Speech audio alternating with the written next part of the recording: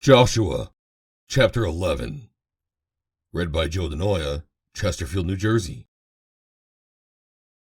And it came to pass, when Jabin, king of Hazor, had heard those things, that he sent to Jobab, king of Madon, and to the king of Shimron, and to the king of Achshaph, and to the kings that were on the north of the mountains, and of the plains south of Chinneroth, and in the valley, and in the borders of Dor on the west, and to the Canaanite on the east and on the west, and to the Amorite, and the Hittite, and the Perizzite, and the Jebusite in the mountains, and to the Hivite under Hermon in the land of Mizpeh.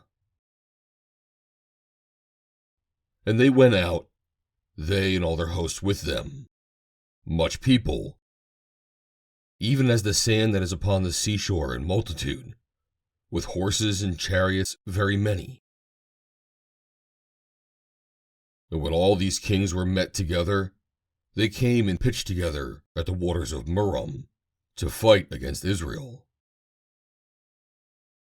And the Lord said unto Joshua, Be not afraid of them, for tomorrow about this time will I deliver them up all slain before Israel. Thou shalt hough their horses, and burn their chariots with fire. So Joshua came, and all the people of war with him, against them by the waters of Merom suddenly. And they fell upon them. And the Lord delivered them into the hand of Israel, who smote them, and chased them unto great Zidon, and unto Misrephothmaim, and unto the valley of Mizpeh eastward. And they smote them until they left them none remaining. And Joshua did unto them as the Lord bade him. He houghed their horses, and burned their chariots with fire. And Joshua at that time turned back, and took Hazor, and smote the king thereof with the sword. For Hazor, beforetime, was the head of all those kingdoms. And they smote all the souls that were therein with the edge of the sword, utterly destroying them. There was not any left to breathe. And he burnt Hazor with fire. And all the cities of these kings, and all the kings of them, did Joshua take, and smote them with the edge of the sword. And he utterly destroyed them, as Moses, the servant of the Lord, commanded.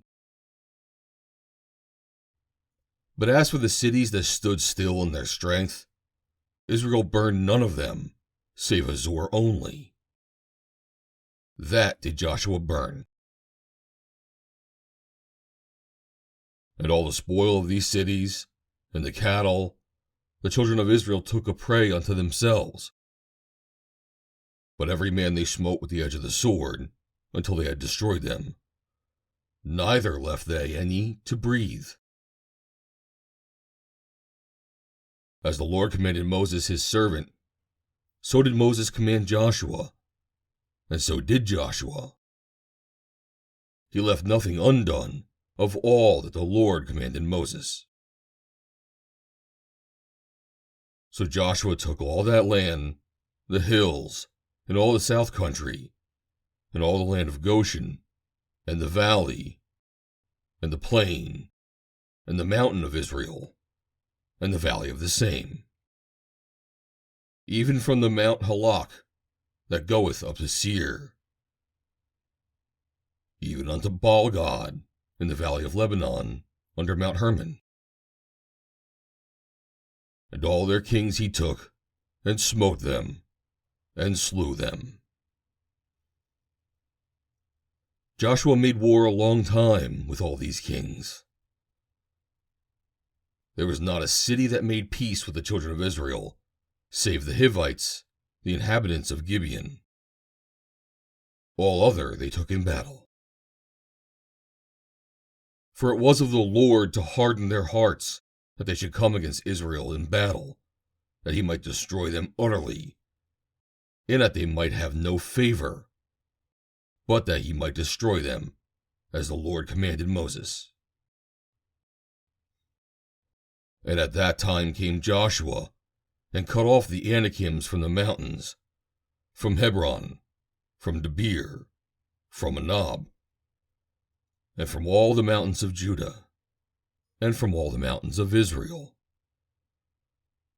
Joshua destroyed them utterly with their cities. There was none of the Anakims left in the land of the children of Israel. Only in Gaza, in Gath, and in Ashdod there remain.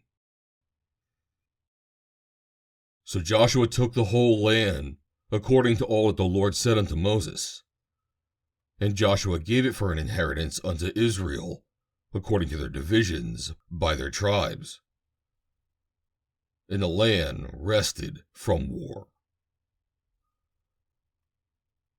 End of chapter 11.